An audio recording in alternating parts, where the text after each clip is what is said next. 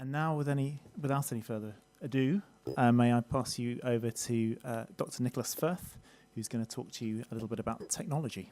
Yeah. So can everybody hear me? Yeah, I normally don't get any complaints about noise.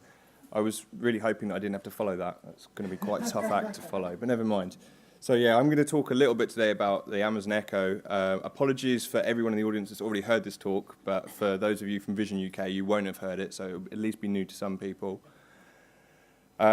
Quickly, what I'm going to talk about is dementia and posterior cortical atrophy. A lot of that's going to be reiterating what you've already heard, but it's quite important to reiterate it to you guys that are from Vision UK. Talk a little bit about the Amazon Echo, the project that we ran, including the methods and some of the results that we've got from the preliminary work and the conclusions that I've drawn up from them. So, posterior cortical atrophy, for the 7th time maybe today, is back of the brain shrinkage. So essentially that's what it means, posterior cortical atrophy. It's most frequently caused by Alzheimer's disease, so that's actually what's causing the degeneration at the back of the brain. And it disproportionately affects vision. It actually presents very differently to a lot of other types of dementia as well, as you can see by these diagrams here. Lots of different things that you might do, cognitive functions we'd call them, the way that you act in different situations or the things that you can do are disproportionately affected compared to normal amnestic Alzheimer's disease. So I started working with Seb and some people at the Dementia Research Centre around posterior cortical atrophy. And at that time, there was an app called ReadClear that was being developed, which is an assistive technology to help people with PCA read, because a lot of, as you can imagine, a lot of these problems affect reading. Some of the problems that we get told about a lot, as Seb's already covered this slide, unfortunately, are reverse size effects. So that's when it may be easier to read smaller things compared to bigger things because your field of vision's changed from the PCA. Spacing and crowding effects, which again is work done by Keir, where letters that may be close to each other merge into something very similar. So a T and an X might merge into a Y. And also basic ocular motor control problems, so actually keeping your eyes straight and looking at a gaze, holding a gaze on something is quite difficult when you've got PCA and you wobble around, as you can see from the person at the bottom here. I've got a pointer. The person at the bottom here, their eye wobbles around quite a lot more compared to control and even more compared to a typical AD as well. So ReadClear is born out of these types of problems. So first of all, it started with some research into reading. Again, I think this is work done by Keir, looking at how people with PCA read compared to people with typical AD. And there's a figure here, but for those of you who can't see it, people with typical AD read very normally, whereas someone with PCA jumps around the words. It's quite difficult to follow a linear pattern, and they can skip lines or they can skip back words. Not too dissimilar to if you asked me to read, because I'm dyslexic. And that's often what some people say. It feels like they've been diagnosed with dyslexia. And it can affect reading different parts of the page differently. So the second figure that you can see here with the green, you can see that the accuracy of reading different words depends on where they are in the page, and it depends on how many words there are around it or how much space there is around it. So the work done by Ida, Dilek and Ivana at the DRC was to develop an app where you could sort of control how many words you were getting on the screen at any one time. So you could maybe get one word and just look at it in a box in isolation and read that word and then tap the screen and the next word would come along. It reduces the problems with visual crowding. You don't have to move your eyes, the words come to you. So that was developed in collaboration with people with PCA as well. And actually some pilot results from that, and I think that there are now full results that show that it massively reduces the number of mistakes that people with PCA make when reading. So here you can see in white we've got baseline levels of accuracy without the app, and in blue this is with the app. So the accuracy goes up to almost 100%. I mean, it's not necessarily the ideal solution for everyone, but no assistive technology is. But it's a start. So around this time, the Amazon Echo came out, and I thought to myself, well, we could probably do something with the Amazon Echo and people with posterior cortical atrophy. But to give you some background, the Amazon Echo is a voice home assistant, so it's this little speaker that you shout at and it does something. So the device itself doesn't do anything smart. It's essentially a microphone that's linked to the internet. So when you say Alexa to it, it fires off what you say to Amazon, and then Amazon listens to it and then does something based on what it thinks you said. And this is what the service is called. It's called Alexa, and it's billed as being able to understand what you say. But if you own one, you quickly realise that it's only able to understand very specific things, and it's not actually that smart. You have to bend the way you talk to it. Another part of this is that Amazon actually, to improve their user experience, save all of this audio. So every time you talk to it, it saves it in their sort of data store. It's all completely protected, so only you can access it and they can access it. But it's also the transcribed data as well. So there's quite a wealth of information. For those of you that haven't had a chance to play with one, they can be used to listen to the radio, the news, the weather, not always Prince Charles. You can manage a shopping list on it, so you can say, Alexa, add something to a shopping list, and then that goes on a shopping list, which can also be accessed by your phone or tablet. Not actually during the study, but later on, you can now make phone calls with the device as well, so it will call other devices or a mobile phone that's got the application installed. You can use smart lights as well, so that you can turn lights on around the home, and that also works with TVs as well, so you can say, Alexa, turn on the TV. And the one that I use quite a lot is an oven timer. So if you've got a handful of potatoes and you're just about to go in the oven, you can say, put a timer on for 15 minutes, probably a bit longer if you're making roast potatoes. But so the Echoes Around the Home study was spawned out of this idea that we could help people with PCA because there's a number of visual interfaces in the home that you just can't manage anymore, and we can actually reduce the number of interfaces that you have to use by making them all voice controlled instead. So that's essentially what we went in with the hypothesis of. In particular, I believe that the smart home integration was going to be really, really helpful, and that people would be able to turn on lights and TVs and use all of these fancy technology things that we'll find out was very, very wrong, but it was still interesting. We essentially recruited 6 people who have a diagnosis of PCA from this event, actually, a couple of years ago now, about 18 months maybe, and their partners as well, who took part in our trial. We gave each pair of people 3 devices, and we also gave them subscriptions to Spotify, Audible, which was audiobooks, so people would be able to listen to books at home, and the smart home stuff, so that was lights and plugs as well, so you can switch on any device that's just plugged in. Before the trial started, my first glamorous assistant, Emma, who actually did all of the hard work on this trial, so thank you very much to Emma, she did semi-structured interviews with people, so she sat down and she spoke to people about how they're using technology at the moment, and Emma's got this, she talked about her project about understanding how people cope around the home anyway, so it fed really nicely into that. She also administered 2 questionnaires, which were about quality of life and how people do activities of daily living, and these were all focused around technology and different mechanisms for coping at home.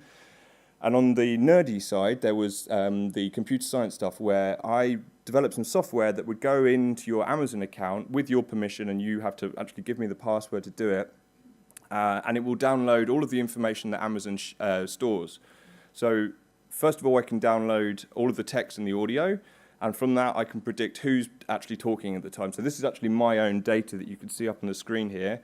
And I can predict whether it's me or my girlfriend talking, and you can't see it, but essentially I seem to be asking a lot about football scores, and my girlfriend's listening to indie music. It's a proud Mancunian girl.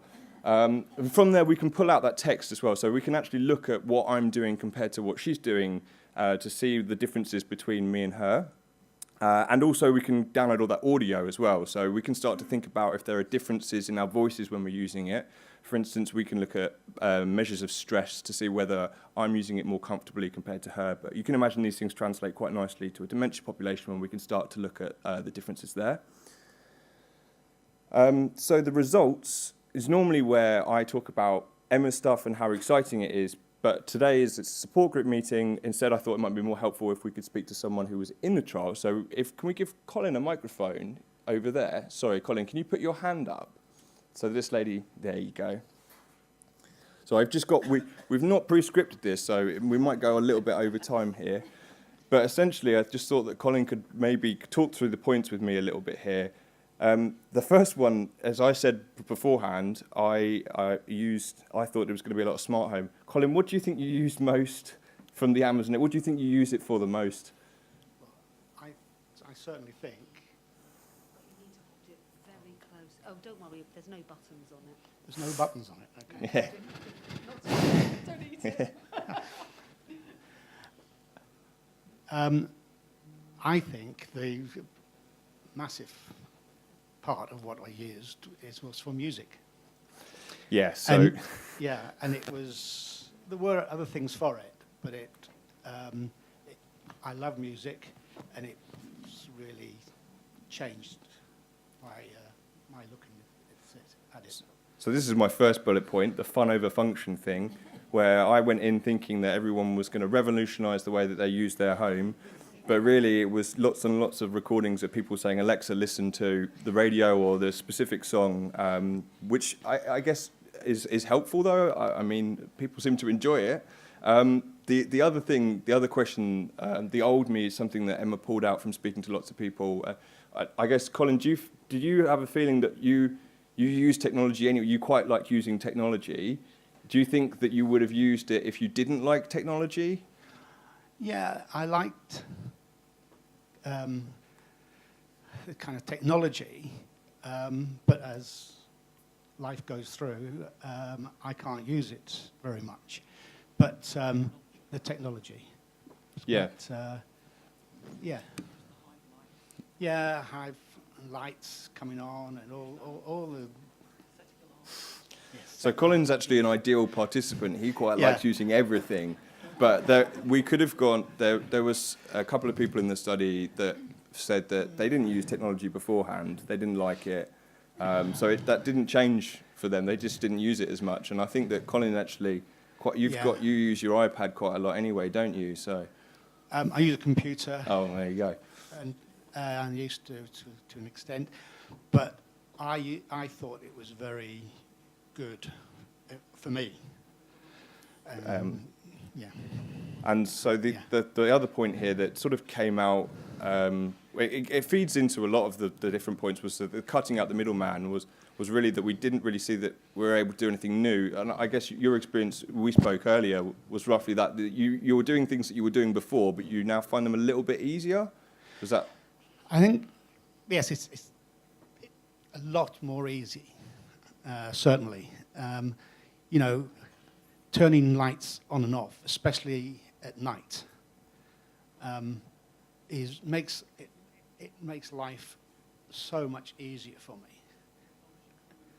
All right, so I've got to remember the name, which. Thank you. My wife's with me.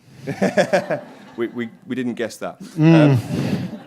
But yes, I think, and some other things we use it for, it's very good.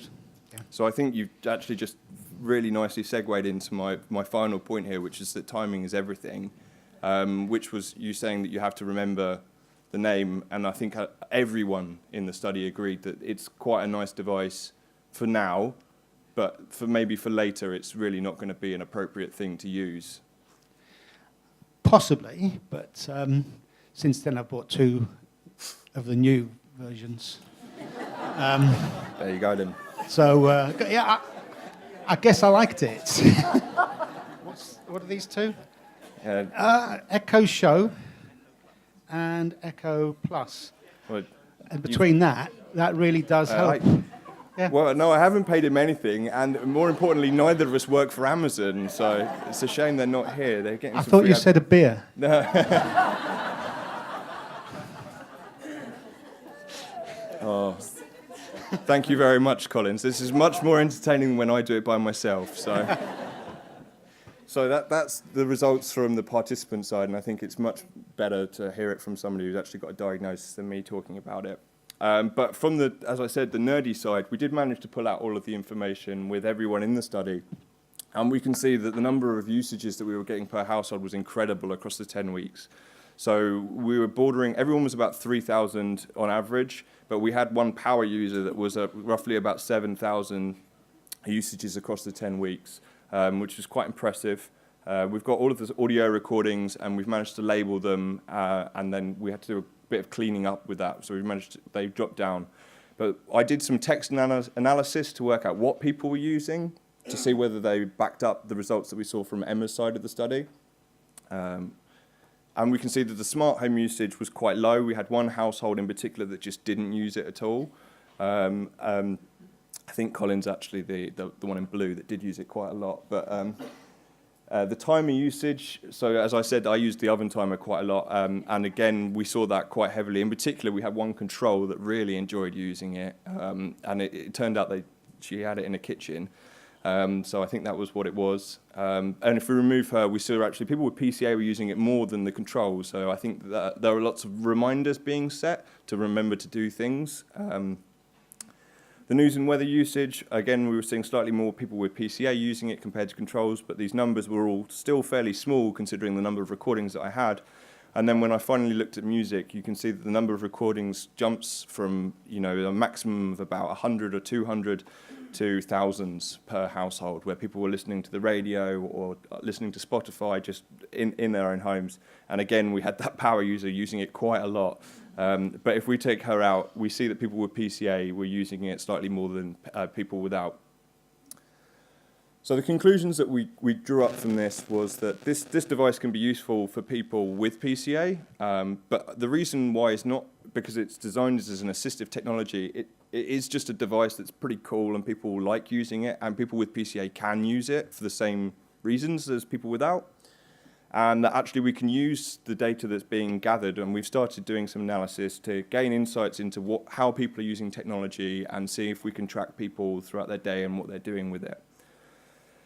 And my future plans are really to answer a couple of questions. Will this work with other dementias? Is it particularly just focused on PCA because of the visual deficits, or could it work for mild amnestic dementia? And what more can we gather from the data that we've collected so far? I'd like to thank everyone that was in the team, the participants, especially Collin, everyone else in the PCA community who is so massively helpful at every step that we take. My team, all the PCA researchers and the funders that you can see listed up here. And finally, thank you all for listening to me again.